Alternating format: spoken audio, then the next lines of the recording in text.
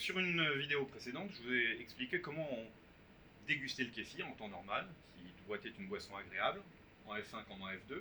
Maintenant, il peut se passer que les choses tournent mal. Et ça, il y a des indicateurs visuels, il y a des biofilms, ça va mousser, quand on va verser, on va avoir l'impression que c'est visqueux. Et une fois de plus, la dégustation est un outil pour vérifier un peu son impression visuelle au départ. Donc ici, j'ai pas de kéfir avec des défauts, mais s'il y avait un défaut, effectivement, si j'ai un doute sur la viscosité, en bouche, on va vraiment le sentir. Vous allez avoir ce côté un peu avec un sirop finalement. En soi, c'est pas dangereux, donc si le goût ne vous déplaît pas, si ce côté visqueux ne vous déplaît pas, vous pouvez parfaitement boire votre kéfir.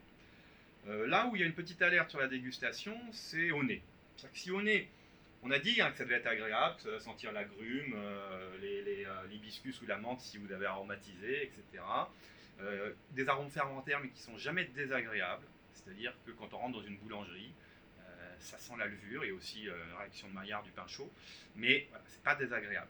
Si vous avez un doute, c'est-à-dire que si le nez vous déplaît un peu, ça peut être des odeurs un peu soufrées, c'est souvent ça qui peut se produire, sans forcément être capable de le caractériser. De toute façon, si ça vous dérange, il ne faut pas insister. Déjà, aucune raison de se forcer à boire une boisson dont le nez ne nous plaît pas. Et deuxièmement, ça peut parfois être effectivement l'indicateur d'une fermentation qui a mal tourné. Donc il n'y a pas besoin de grandes théories derrière tout ça. Si le nez vous dérange, ne buvez pas la boisson et puis on va essayer de résoudre le problème. Il faut sans doute rincer, refaire une fermentation derrière, voir si ça se reproduit encore. Et puis là, on rentre dans le protocole que vous suivrez sur l'application pour voir que faire en cas de fermentation déviante. Et le nez vraiment peut être un bon outil pour savoir où vous en êtes sur votre kéfir.